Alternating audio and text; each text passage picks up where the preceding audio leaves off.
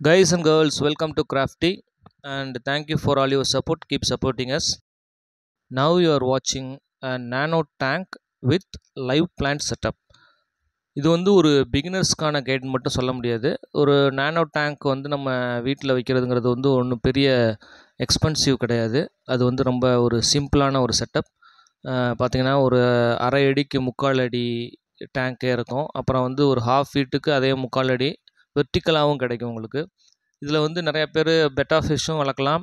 அதே சமயத்தில் இந்த மாதிரி கப்பீஸ், ஜீப்ராஸ் இந்த மாதிரி ஒரே காம்பினேஷனில் இருக்கிற ஃபிஷ்ஷஸ் வந்து அப்படியே போட்டு வளர்க்கலாம். ஒரு சிம்பிளான ஒரு ரீசனபிளான ஒரு காஸ்ட்லேயே உங்களுக்கு இதை ரெடி பண்ண முடியும்.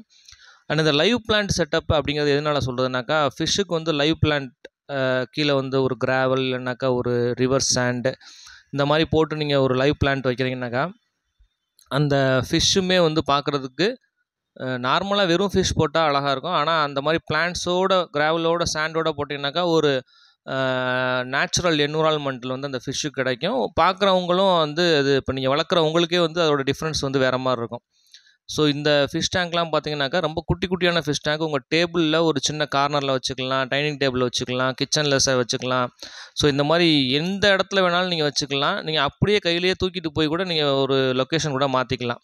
அண்ட் இதோட ப்ரைஸ்லாம் பார்த்தீங்கன்னாக்கா அரௌண்டு ஒரு 2000, 1500 அந்த ரேஞ்சுக்குள்ளேயே இந்த ஃபிஷ்ஷோடு சேர்த்தே வந்து உங்களுக்கு கிடைக்கிறதுக்கு வந்து நிறையா வாய்ப்புகள் இருக்குது.